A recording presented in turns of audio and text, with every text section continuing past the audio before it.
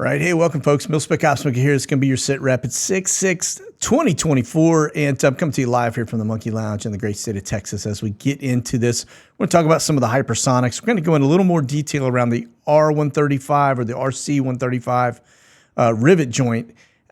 The capabilities of this thing are going to blow your mind, and when you see the flights, you're going to know exactly what they're up to when I tell you what they can do. And so, and then, of course, we're going to look at a couple other things. We got some interesting news happening. It looks like we have seen a surge just take place. Everything got moved into Ukraine and abroad throughout Europe. And then today, it seems to be very, very light. So we'll get through that stuff pretty quickly. But let me do this. Before we get too far in, I did want to tell you this program is sponsored by the Satellite Phone Store. If you go over to sat123.com, that's sat, S-A-T, 123.com, or just go to this little QR code here right beside me. They've got some amazing programs going on, and these are satellite phones. I have this one right here as well as this one, and I will tell you these two are just absolutely amazing. Definitely something you want to have in your quiver because it helps encrypt your conversations. It helps mask your location. There's a lot of things that this thing can do that your regular smartphones actually will give up. And yeah, there's just nothing secure about a smartphone. So anyway, lots of deals going on over here. You can see family plans. You can do 2 if you want to do Noah's Ark approach. You can do 3 if you got a big family. They've got bivy sticks. And then, of course, all of this stuff to keep your equipment safe, like Faraday bags and pouches. So definitely something you want to check out. Again, that's sat123.com, sat123.com, or you call them 941-841-0844 and tell them Monkey sent you. So, okay, let's get into the deets. Right now, we are just looking at the United States over here on Skyglass. Again, the numero uno flight tracker on the planet. If you don't use this, you're missing some very important data, okay? But let me just show you, for example, I mean, you can see we've got this thing that's NANA at 80,000 feet. We know that is not an aircraft, just how it happens sometimes. They'll just plug in pictures. But these total up 203, so it's pretty active. We've got one Intel balloon that looks to be on the descent. You can see the little red signal here right underneath it. That tells you it's going down. If you see them green, they're climbing.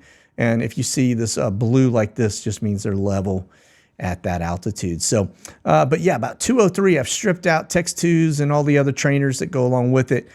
Interesting things, if we look at the masked aircraft, those are going to be planes that do not want to be seen.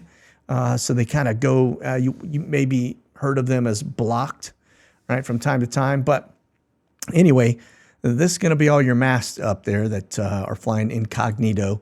And then, of course, we go over here to H-60s, pretty active. Look at the amount of flights down here in Florida near Tampa, MacDill. It's a lot of aircraft, all right? And so, look, I mean, typically we see them stacked in here. That's a training area. But you can just see they are all over the United States right now. 33, it's a pretty high number. And then speaking of 33, well, we go to 31, and we tap in the 762 Pegasus aircraft, and then that starts to kind of tell a different story. You can see from an air refueler perspective, remember, these are the guys that really kind of give the go juice to the fighters. When you see a lot of them up, that's a pretty good indicator you got a lot of fighters up. And or things staying aloft for a long time. And so anyway, you can see it. I mean, all the way out here, look at this. You even got one out over the USVI. But very active. Let's go over to Europe and see what we've got up from an air refueler perspective. And just got a handful. You can see this one's running some routes over Poland and then over England. It looks to be the lion's share of what we've got up. So let me pop these back, take us back over to CONUS. And let's get into the deets, all right? First off, let's just look at our watch list. A lot of intelligence gathering going on right now. This one, air refueler flying incognito. It's a third-party refueler off the coast of California. That's an Intel bird. That's going to be one of your Brios, right? Lasai Aviation. And then, of course, we've got a UK drone that's up over Biggs Army Airfield. And let's see, E6, some sentries. Got several of the DOJ seems to be airborne right now. I'll show you the other one here in a second. One R135. There's our balloon that's on the descent. You can see a little red arrow there. Looks like it's getting ready to land back. Probably do some quick software updates and back into the sky it goes. There's another Gen 1. That's two DOJ 757s that are currently up. And some P8s, a lot of C-17s. Get over here to Europe, and you can see, again, a little E3 Sentry, another E3 Sentry. So remember, those are advanced warning aircraft. Some G5s, Italian G5s for that matter. So those are more than likely doing some intel stuff, part of NATO. All right, you can see another one right there. No pictures on these today for some reason, but more than likely that's what they're doing. All right, that's going to be your watch list. Now we get over here to the intel community, and just notice this is going to be your LaSize, like your Brio 68s, etc. Just notice they are doing the usual stuff around Kaliningrad, etc. Now we'll talk about the SIG intel and all the other stuff that these guys gather, but I will tell you there's no stone unturned when it comes to these aircraft. They are very sophisticated, highly intelligent when it comes to what they can grab up. You can see down to the border sections there. Then we get down, you can see Philippines, and then of course over into Malaysia. All right, nothing in Australia. All right, let's go look at the drones and just see the big transitions yet again. Looks like we got a lot of drone activity off of the left coast. That is down in that danger box area. We'll look at that here in a minute. You can see Winnipeg, probably a Q9, and then over the DC area, probably a Q4. And then that's probably a Q4 as well. Notice the layers, and it's over the Chesapeake area. That's a big worry area, because anything gets inside of that little waterway, it leads straight up to the White House. So you can see a low altitude drone there in Europe, a couple of them. And then that one out over the water. Now, when you look at the Russians, you'll see why we're looking so closely at the stuff over the Mediterranean. This is going to be high altitude, but notice that it is out over the Black Sea, and then, of course, over Romania. Seems to be a very big worry in that general region for them. And I see just nothing, all right, from a drone perspective. Okay, let's talk E6, TACAMO, take charge, move out. This is a Navy platform talking to your nukes, mainly on the subs, but this right here could be tied to a launch, the hypersonic Minuteman III that just took off out of Vandenberg Air Force Base to Kwajalein. You can notice out over the Gulf of Mexico down towards Jacksonville Naval Air Station. And then let's look at the AWACS, right? Advanced early warning. It's the plane flying with that big disc on the top, right? Notice it's down in that danger area. Notice it's to the border, the other border right there, and then looking up towards this general area. Again, this thing is looking for probably any kind of nuclear weapon, right? The fact that it's over DC and over the Norfolk and that area, a little concerning. Then right here, there's that little man in the middle, okay? These aircraft have crazy capabilities. Looking very closely at the English Channel, and that's probably because it's a big worry. I mean, you start talking about submarines or anything getting through there ship-wise, and you can see a little bounce out of Okinawa, and then down in the usual areas of Australia, you can see out over the water. Again, AWACS, this will be the E3 Sentry, or it could be the E7, which is the replacement for the E3 Sentry, all right? Now, let's talk R135s. This gets really interesting. You see this out over the water, and you can see that's that danger area that that box has been there for a while. That's why that R135 is out over it, probably looking at anything and everything on the water. See that square? We talk about that a lot. When I get into, I'm going to tell you what these guys do here in just a minute. Let's look at everywhere they are. And then when we look at it, notice they're looking probably into Canada, even down in the U.S. That right there, extremely suspect. When I tell you what they do, that's almost directly overhead of Trump. And it is almost looks like a man in the middle, just perfect circle. So you can guarantee they are listening in on what is going on with Trump. All right. And then, of course, the usual areas. This is looking at Russia, hands down. And when I say look, it's listening to Russia. Now, the interesting piece to this, and when I go into the deets, let me just back into, we'll go over to Asia real fast. You can see, you see this right off the coastline of China, right to the southern end of Taiwan. All right. The fact that that is there, it tells a big story. Again, I'm going to tell you all the things that this aircraft does here in just a second, but it's going to blow your mind. All right. I promise you that. It's going to blow your mind. All right. Let me go over here. This is the aircraft in question. If you've been wondering, all right, what is it we're talking about? Now, this is an AI generated. I asked it to do something. I don't think any of them have the little winglets on the tips, but it is an old platform, been around for a very long time. However, the intelligence side of the house is not old.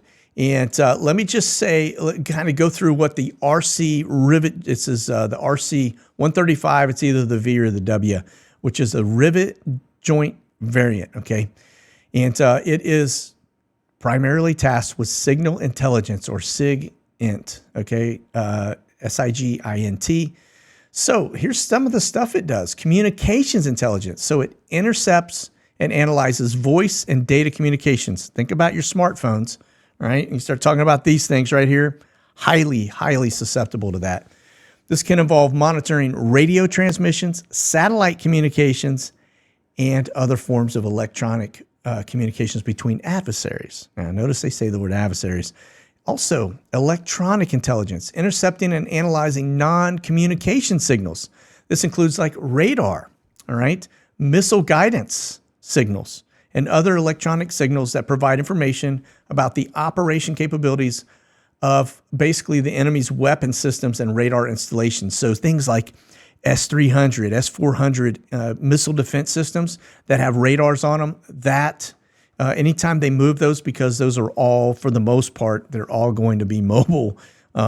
It is tracking wherever those things go. Very important. The other thing, telemetry data, right? Collects and analyzes telemetry data from missiles and other guided weapons. This helps in understanding the capabilities and performance of the enemy's missile systems. So when you see them looking very closely at, say, North Korea, right, and you see that flight going back and forth, that's what they're doing. And then, of course, the foreign instrumentation, or FISINT, intercepts signals from foreign instruments, basically such as telemetry for missiles, space vehicles, and other types of systems. Now, here is the other piece to this. All right, you dig in and go down to the next layer, cellular communications. It can intercept voice calls, text messages, data transmissions from mobile phones. It involves capturing signals from cell towers, mobile devices, and anything that's within that aircraft's operational range, which is it's 300 miles plus, okay? Mobile data traffic. So it monitors data services used by smartphones and other mobile devices. It can include internet browsing, email, instant messages, and app data traffic, okay? And then encrypted communications, capturing and attempting to decrypt encrypted mobile communications. This provides insights into secure communications by the enemy. Sure. Well, remember that. These things are flying over our heads too, folks.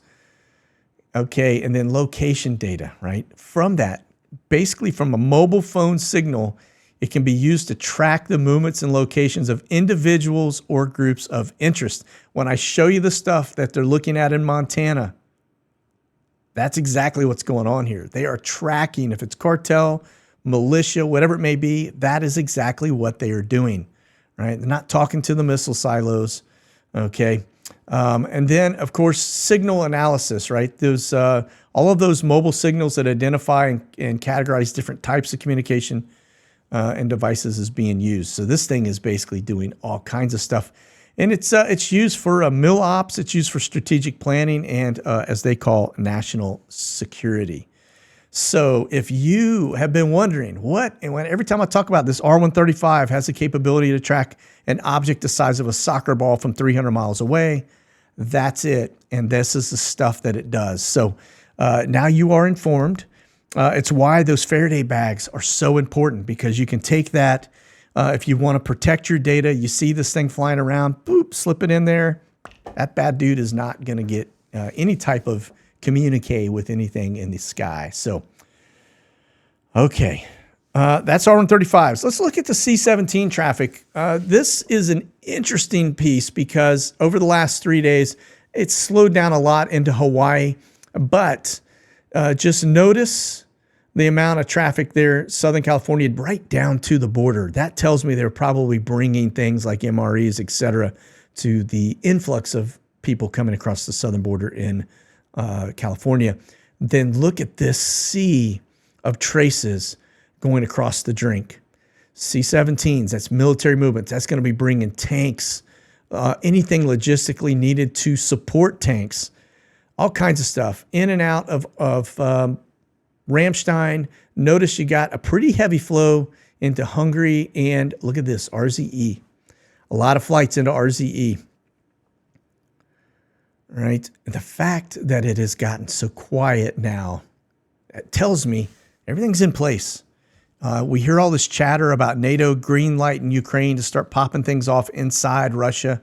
Let's see what Russia takes. And then, of course, disregard that straight flight over China. That didn't happen, not with a U.S. military C-17. And, of course, Australia, pretty active down there, too. Now, look at the fuel, the air refuelers. This tells yet another story. Notice the amount of stuff going into Hawaii. Notice the marshaling points out here to the south western side of Hawaii. We saw some boxes there. They are gone now in terms of the NOTAMs, but they were there the last SITREP. We checked in, and that's probably why we see what we see. And then, of course, this danger box. That's where we see the other air refueling taking shape. That means you got fighters out over the same area that you have R135s and AWACS. That is a big worry, obviously, down to the border, up to the northern border. Look at the routes. This thing is just doing a lot of turning up there, turning and burning up on the northern end near Canada. And then you see some transitions, not a lot, but it's enough to indicate that we've got stuff moving across the drink that needs help and gas to get across the drink, like fighters. And then this, you can see just coming down to the Mediterranean, putting a big presence there. A broken trace headed down into Africa. That also tells a little bit of a story. And then you can see all the stuff over Iraq, in and out of Kuwait. That's where that'd be supported. And then Bahrain. All right. That's your air refuelers. Okay. All right. Let's get into the deets of what we got going on. This is a data point for you. Pay very close attention because this is the first case. Notice who put it out there. All right. You have been forewarned. I have a feeling this is going to be our huckleberry right here. Remember, they've talked about it for so many years. We had some cases pop up in Texas, and actually 3 total, 2 in Texas and 1, I think, a little further north. But they were not this. Okay, they were basically some strains of it tied to dairy farming, etc. But then this one, this is a completely different deal. This is the real McCoy. And if this happens, you're going to see probably something on the lines of maybe a Spanish flu.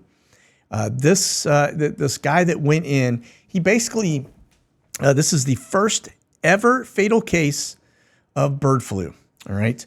And it's also the first lab confirmed human case of bird flu. So it happened in Mexico, and we kind of get into the deets of this. It's has nothing to do with the United States with the livestock, and this is completely different. This person was not around any type of poultry, just happened to get it. So we got patient 0 right here. He's a 59-year-old guy. All right. Again, no history of exposure to poultry or other animals. That should make us all kind of stand up and pay attention.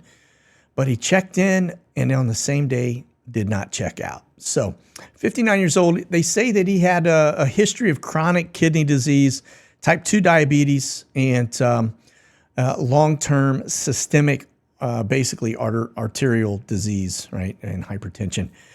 Look, he's probably your most 59-year-olds out there. We are not in the greatest of health. We all kind of are teeter-tottering with this right here.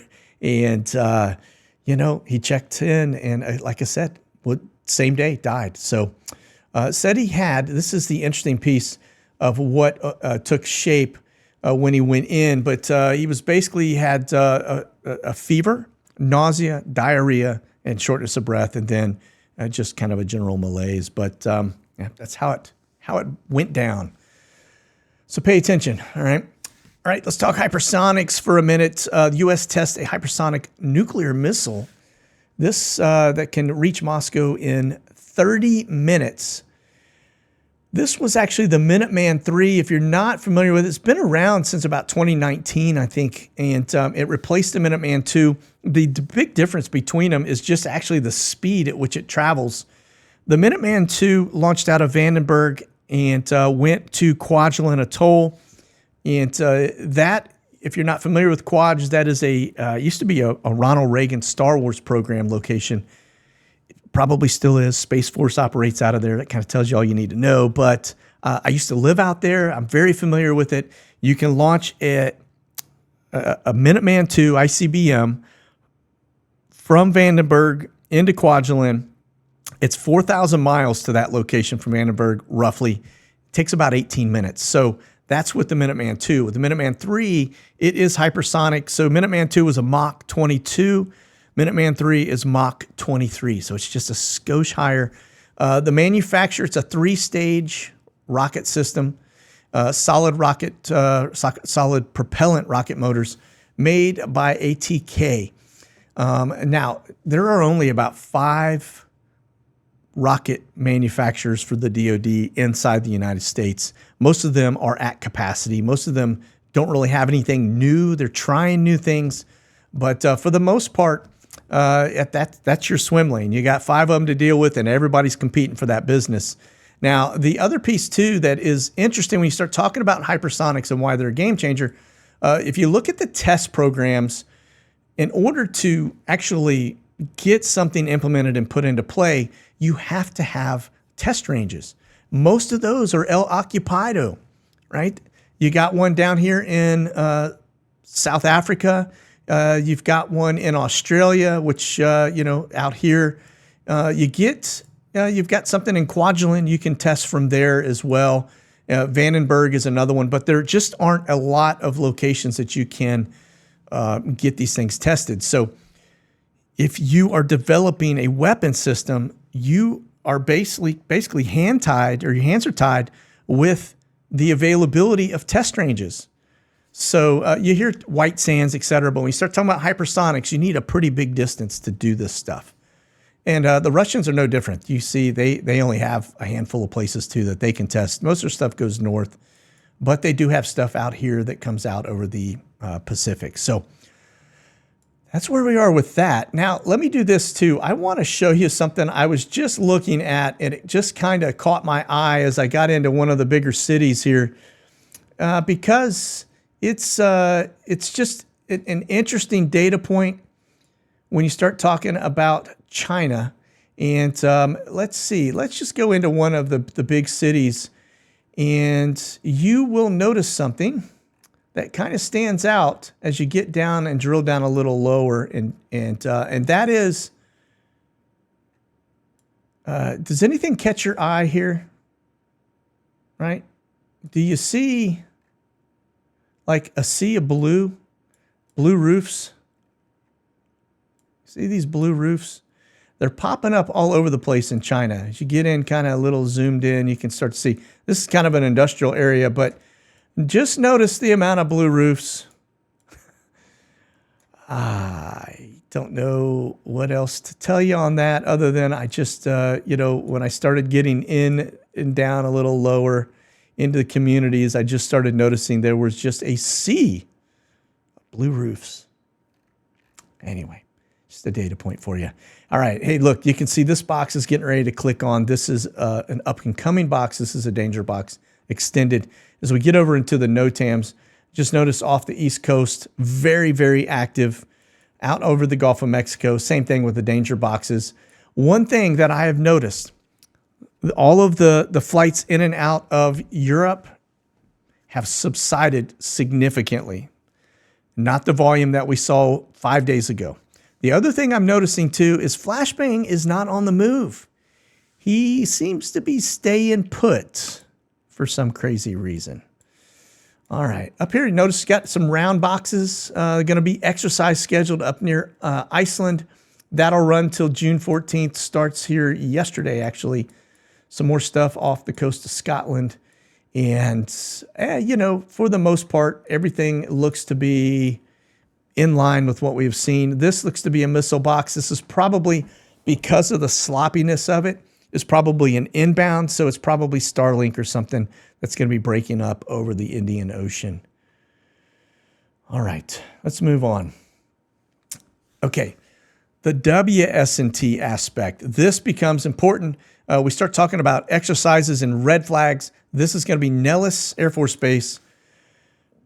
WSINT, if you're not familiar with that, let's just talk on that for a second as well. Again, same kind of aircraft this is going to be performing. It's going to be that R135. It's just going to be a little different variant of what it does, but it again falls into the SIG Intel side of the house. This is the only thing we got active going right now. Doesn't talk about anything else other than, you know, it's going to be going on right the 28th through the 12th of June. But this is, when you see the WSINT, this should be wideband signal intel and involves the collection of analysis of a wide range of radio frequency signals. Unlike a narrowband signal intel, this focuses on specific frequencies or channels and aims to capture a broader spectrum to identify and monitor multiple signals simultaneously. They usually use this in some high density population areas. All right, so that is what is going on. That's what this is currently inactive right now. So over that Vegas area or down towards Los Angeles, that's where you would see that type of stuff. Just goes to show you the capabilities of these aircraft that are out there. Pretty remarkable. Okay, so the House has just floated something new. We get into the defense spending. They've got a bill that basically forces Israel arms transfers. Remember, Biden basically locked it down, said didn't send them anything, which was a pretty bad move. And it's, you know, that's going to come back on us in spades. I can guarantee it. But the other piece, too, is that nixes the security aid for Ukraine. And that always looks fun. Yeah, anyway, this is what's been floated. It probably will not get any legs. It'll probably get gunned down before because we got so many rhinos in Congress right now. And so, but nonetheless, it's an attempt to try to regulate things. All right, let's talk about movements. We'll get back into some of the Russian news. Just noticed all of these reaches. These are C-17s rolling in and out. All right, and then, of course, you've got one UPS coming in from Ramstein and then headed back to home base operations. Right. And then you get over here to Ramstein, and again, you can just see the C-17s arriving. These right here, Herkies, those are going to be more than likely C-130s just doing, you know, traffic stuff in the area. One camera flight that is departing to destination unknown. Again, very slow on the board for Ramstein from what we've normally seen. It's going to be your Brits. They only have two that are up, one in Oslo, one in Hamburg. And you can see both of them kind of departing, probably headed back to the UK. You get over here to the camera flights, only got two up. Notice one's headed into Kuwait. Looks like one came out of Frankfurt, one came out of Ramstein. The Frankfurt one's headed to Kuwait. The other is, don't know. Looks like it's coming across the drink, headed back to the U.S. All right. RZE Poland, again, forward operating base. This is where a lot of this stuff gets pushed into place. But it is not what we would consider busy. I see one NATO flight inbound. Just kind of going through, see if anything catches my eye. No, it doesn't. That NATO flight leaves, heads back to Cologne. So again, RZE is as slow as we've seen it in quite some time. And speaking of Ukraine, you know, we've talked about giraffes. We've talked about the fact that the U.S. and all the rest of the NATO countries are trying to implement the draft. At least they've got it all on the board and being voted on, etc. We go to war, it's all coming. But this right here is just another indicator. Ukraine's basically stopping people that are within the draft age from leaving the country. And basically, look at this. Previously, Ukrainian men aged 18 to 60 who had permanent residency outside the country were allowed to travel abroad. And it looks like that's what they're taking back. Looking really, they're lowering, look at this, 27 to 25, which I don't know why they have it in that flip-flopped. But anyway, Ukraine is desperate to fill the depleted ranks of that age group right there. Yeah, they've lost a lot. All right, moving on.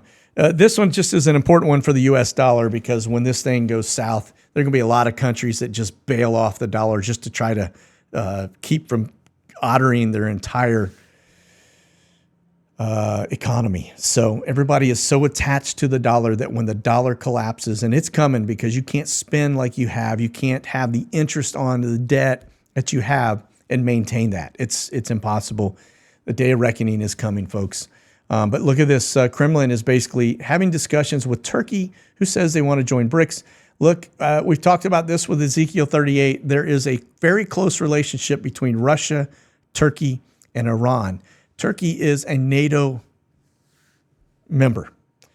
Having this relationship, it certainly is like having a snake in the grass when it comes to NATO, because you know that he is getting intelligence that he is certainly sharing with Putin. All right. And then, of course, this is a first time ever, but Kremlin has now declared the U.S. as an enemy combatant. Tensions as the tensions escalate over Ukraine. Yeah, this statement just came out yesterday, and it says the Kremlin has officially labeled the United States as an enemy for the first time. So you can see we're rolling at breakneck speed. Now, I will say this, as I have been doing a lot of research on the JFK piece, and the reason why JFK, I believe, was assassinated by the deep state, which was the CIA, well, mainly the CIA, there are others, but part of what he was trying to do, and the reason why he was trying to get rid of the CIA, was because they were meddling in foreign affairs. They were trying in everything he was being told by the people surrounding him, mainly the intelligence community and the CIA, Alan Dulles, they were pushing, even his joint chiefs were pushing to go to war against Russia. With the whole everything happening in Cuba, et cetera. So that is just a data point for you, because now you can see that it looks like they are at it yet again. We are headed that direction at breakneck speed. In fact, we talked about very briefly some of the peace stuff that was trying to be brokered between Ukraine and Russia, and the United States wasn't even interested. So that tells you where their head is, okay? All right, let's talk Omni for a minute. Remember, these guys move a lot of migrants throughout the United States as well. It's not just Omni. They have a conglomerate, but Amerijet's part of that. But here you go, coming out of Yokota, headed back to Seattle. So that's the only flight I've got on the docket right now. We get over to National Cargo, and we've got one coming out of Madison, Wisconsin. And then just notice this one coming out down in South America, headed to what looks to be well, kind of hard to tell where it's headed. I don't have anything giving me a destination, although I do see this one that's rolling out of the Middle East. And that looks like that was probably, well, you know, I could say it was troop related, but I don't know that for a fact. And because it is Omni, this could have actually picked up folks from Gaza, because we know a lot of them are going there and bringing them somewhere else. All right, Western Global 747 and then an MD-11 airborne. Both of them look to be coming into the United States. And this one's coming out of Ostend, headed to Shreveport. And then this one is out of Chicago to Hong Kong. So that's probably not related to military. This very likely is. All right. Well, listen, that's going to do it for our SITREP today. I hope you have a fantastic rest of your day. For those in the Q&A, the live show, just sit tight. We'll get started here in just a minute with our Q&A after show. That's it. You guys be safe. Keep that powder dry. Definitely stay frosty. God bless. Monkey out.